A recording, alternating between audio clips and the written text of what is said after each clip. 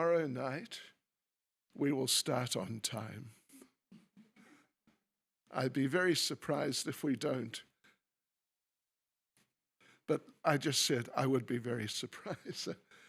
Anyway, my apologies, really. I hate being late and just, messing things up. I really do. So here we go. And thank you for leading the kirtan. Om Namo Bhagavate Vasudevaya.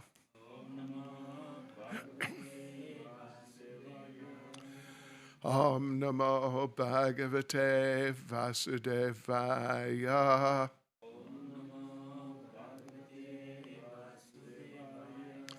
Om Namo Bhagavate Vasudevaya.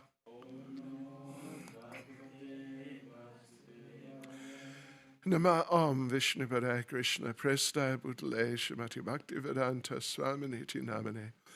Namaste Saraswati Devi Gauravani Pracharne Nirvishesha Shunyavadi Pastichadish Tarne Sri Krishna Chaitanya Prabhu Nityananda Sri Advaita Gadadha Shivas Adi Gaura Bhaktivinoda Hare Krishna Krishna Krishna Hare Hare Hare Rama Rama Rama Hare Hare Vanchakapatarubhyascha Kripa Sindhu Bhyevacha Paditanam Pavanebhyo Vaishnavebhyo Namo Namaha. So devotees, of course, we're still in the third chapter of the second part of Brihad Bhagavatamrita. And we, at the end last night, we were reading how the Vaikuntha Vasis, the inhabitants of Vaikuntha, were advising Gopakumar to go back to Vrindavan on planet Earth and perform the 9 processes of devotional service, particularly Nam Sankirtan, if he wants to go to Vaikuntha. So let's read through that. That should take us to the end of this chapter. And well, we'll see how we're doing. Maybe we'll go into the next chapter. So 144. So this is the Vaikuntha Vasis to Gopakumar. Simply practice pure devotional service, mainly in the form of Nam Sankirtan, with the hope of gaining the eternal contact of the Lord's divine lotus feet. Yes. So, pure devotional service, but mainly the chanting of the holy names. By that devotional service, you will soon realize the treasure of prema, and you will easily see Krishna in Vaikuntha. So, some think, now they're going to examine a little bit, some opposing thoughts, you could say, because they've been advocating, if you remember from last night, there were a few verses, they were saying, practice the 9 processes, particularly Nam Sankirtan. Do you remember that? Yeah. So some think, here's an opposing viewpoint, some think that remembering rather than chanting is the essential means of devotional practice, the means that most effectively leads to prema. For bhakti in the form of chanting appears quickly and easily, and in only one sense, that of speech, which is not alive and conscious. This is what these other people think, that the chanting, it's just some, sort of easy way out, and not necessarily the real essence. And speech is not alive and conscious, whereas the mind is. They think that superior bhakti in the form of remembering appears within the mind. That turbulent, frightful, and mighty chief of all the senses. That's the mind. I don't know how your mind is, but I can say my mind is turbulent, frightful, but it is the chief of the other senses. And so therefore, that remembering appears in the mind when by serious efforts the mind has been brought under control and fully purified. But, so that was the opposing viewpoint. To focus the mind, work on the mind, is more important than chanting. But we consider chanting to be alone the most excellent form of bhakti, better than remembering, which appears only in one's own turbulent heart. For chanting harnesses not only the faculty of speech, which it engages directly, but also the mind and sense of hearing. And chanting helps not only the person practicing it, but others as well. Particularly chanting means kirtan or sankirtan. Yeah. So remembering or, focusing the mind, it appears only within you, only within the mind. But chanting engages our speech, it engages the mind, and it engages the sense of hearing. Whereas focusing the mind only engages the mind. Plus, when we chant, particularly do Nam Sankirtan, loud chanting in public, other people get benefited by it also. If the sense of speech, which sets all the external and internal senses in motion, is brought under constant control, then the mind becomes stable and can properly engage in transcendental remembrance of the Lord. Remembrance thus develops as the fruit of chanting. This should make us all more enthusiastic to chant. Yeah. So the sense of speech, if it's controlled, makes the mind stable. And when the mind's stable, then it can engage in remembering the Lord. So remembrance is the fruit of chanting. If those attached to meditation on the Lord still insist that remembering is of greater importance, with their intelligence, they should make the following distinction. In meditation, the Lord reveals himself fully with his particular qualities. But in remembrance, the mind merely comes in contact with the Lord. Well, okay. I see, okay. So meditation, like a deeper meditation, some Vaishnavas think that a deeper meditation is the best form of devotional service, and it's better than simple remembrance.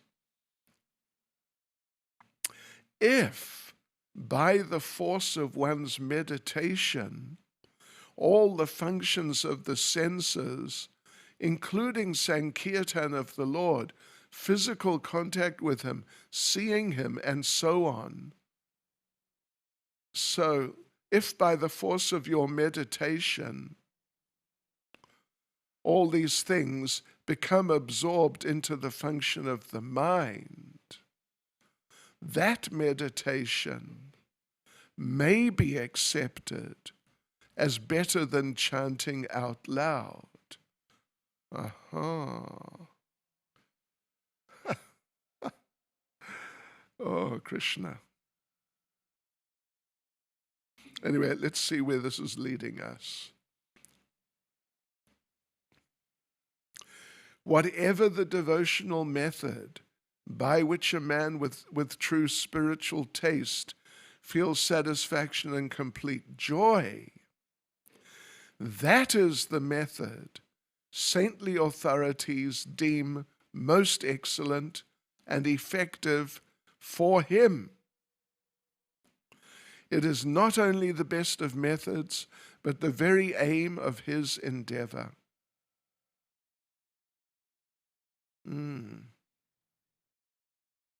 So they're saying it's personalized.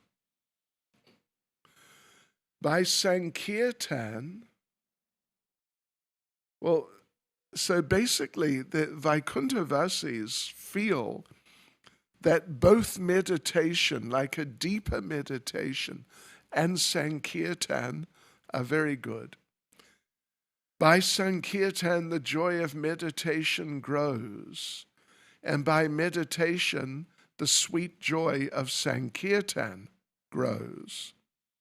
In our own experience, the two methods fortify one another and are actually therefore one.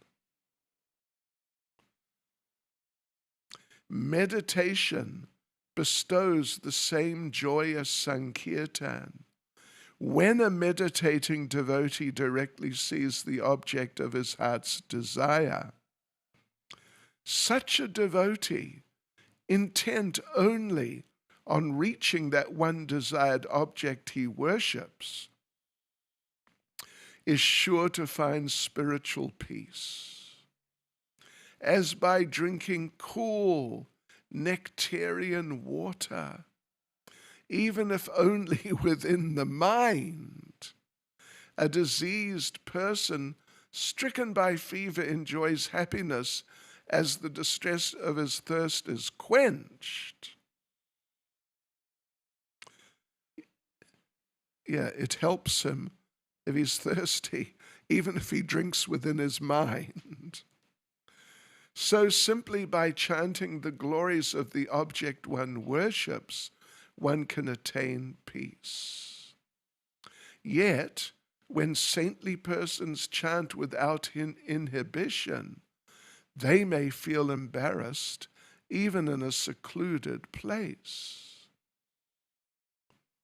Wow. Meditation one can successfully perform alone in a secluded place. But Sankirtan, either in seclusion or in the company of many others. Of the many ways to chant Krishna's glories, foremost is his Nam Sankirtan. It is deemed the best because it can evoke at once the treasure of pure love for Krishna. Okay. Yeah, well, there are other forms of chanting. You can chant, you can read, well, what we're doing right now. You can read Shastra. This is chanting. Yeah. When relished with love in countless ways, through service rendered constantly by the tongue, the nectar of Sri Krishna's name delights the heart. Who can describe the unequaled excellence of that nectar of Sri Krishna's holy name? Though all names of the Lord are equally great, a devotee most quickly, most easily achieves his goals by chanting the name he himself holds most dear.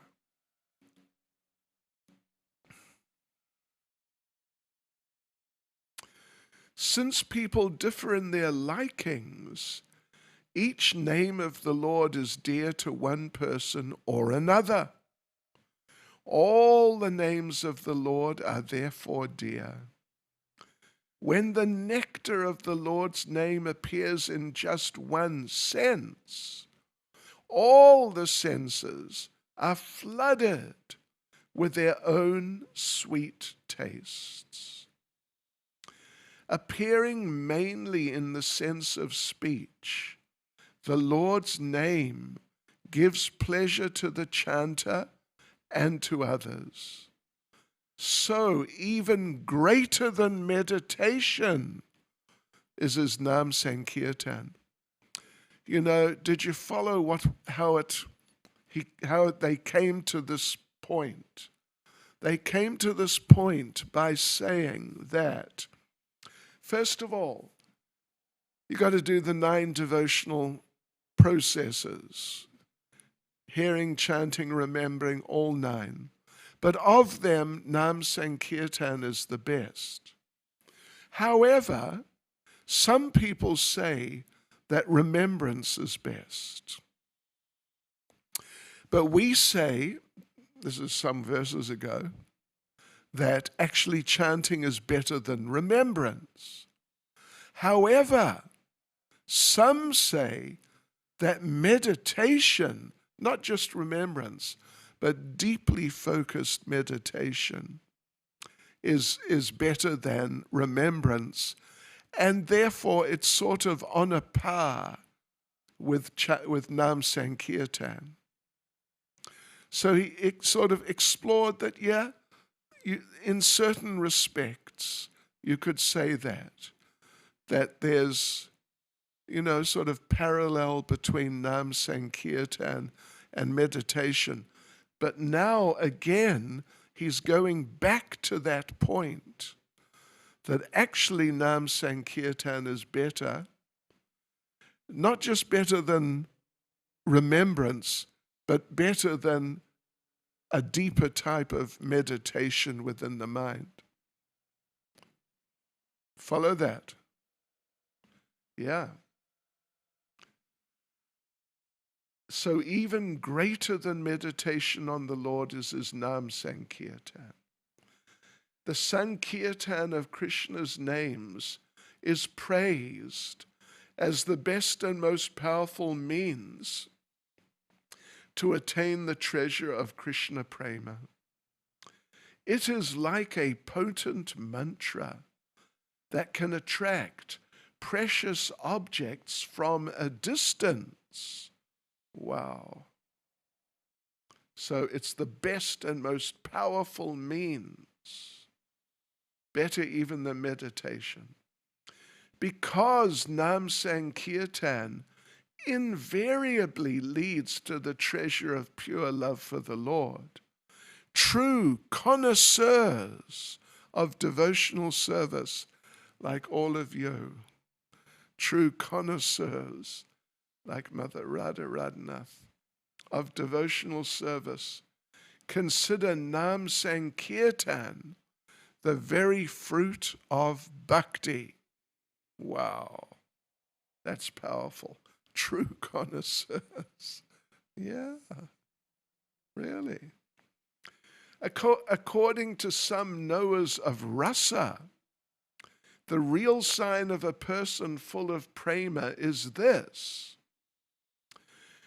as he performs Sankirtan of the name he worships, the full force of spiritual agony erupts in him by the weight of his own love.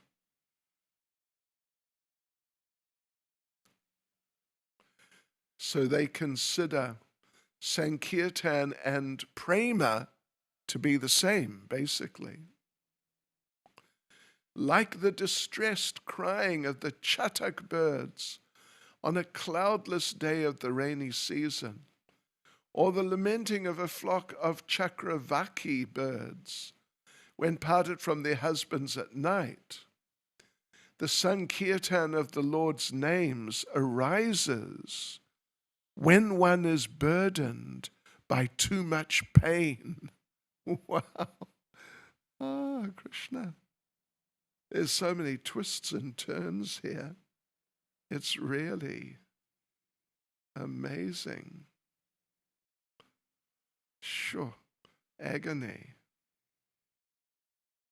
Too much pain. Being in material life is just too much pain. The wonderful varied sweetness of Sankirtan engages only by the mercy shown in various wonderful ways by the Lord, the wonderful ocean of the varied rasas of pastimes. This sweetness one can never truly achieve by one's own endeavor. 169. So the sweetness of chanting the holy names comes by the mercy of the Lord.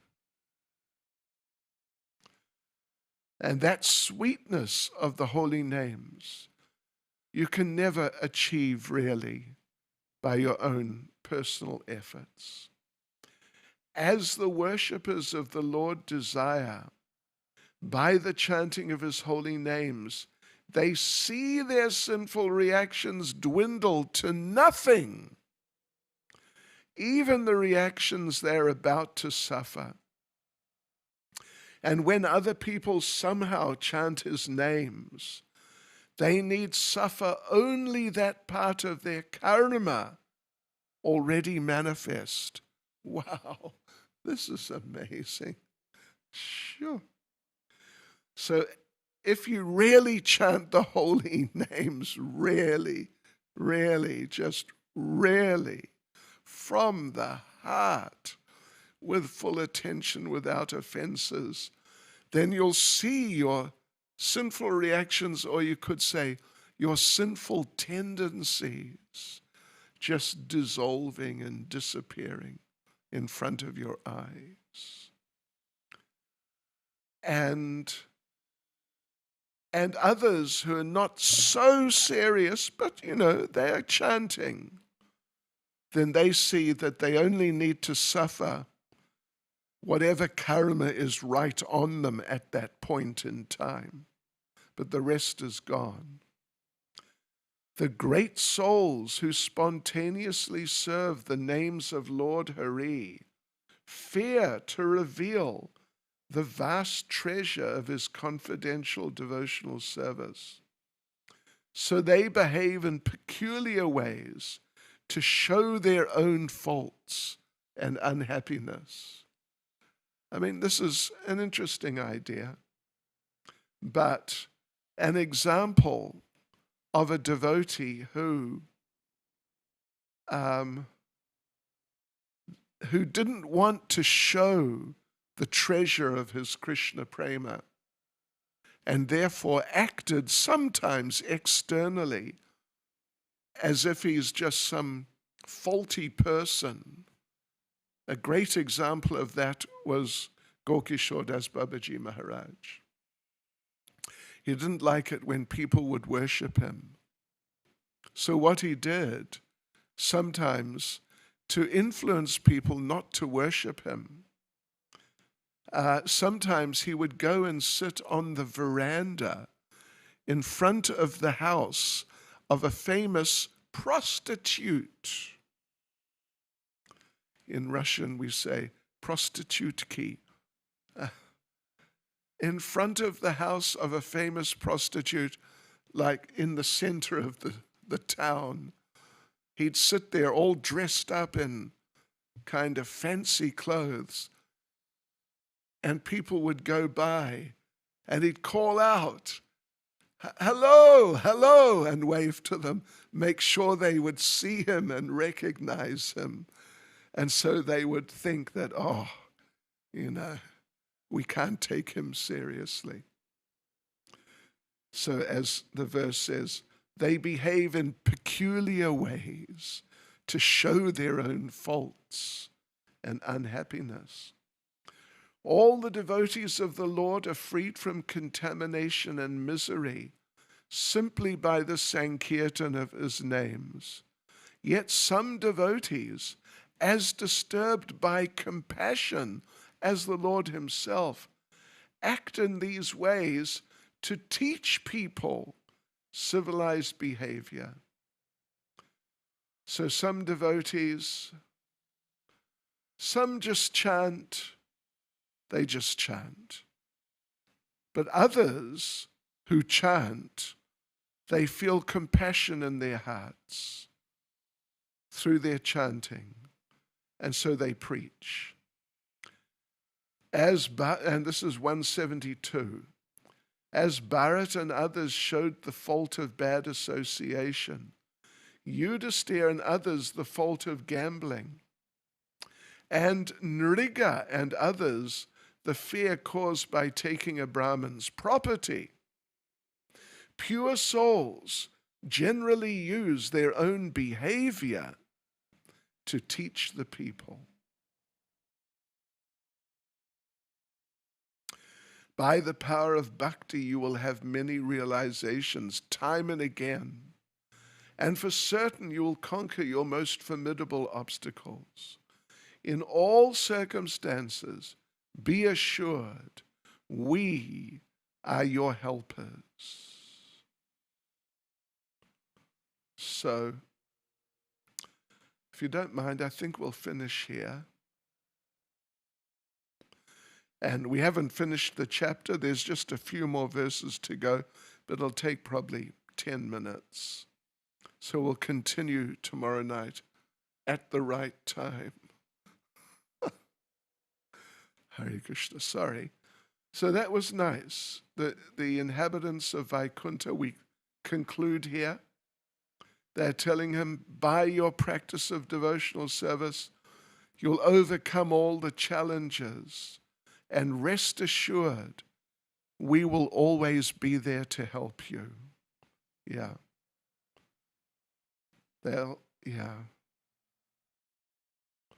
If he needs to understand anything philosophically or has any difficulties to overcome, they will give him the support he needs. Hare Krishna. Srila Prabhupada ki jai.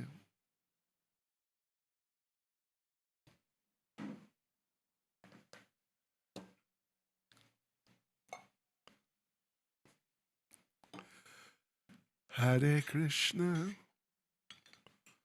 Hare Krishna.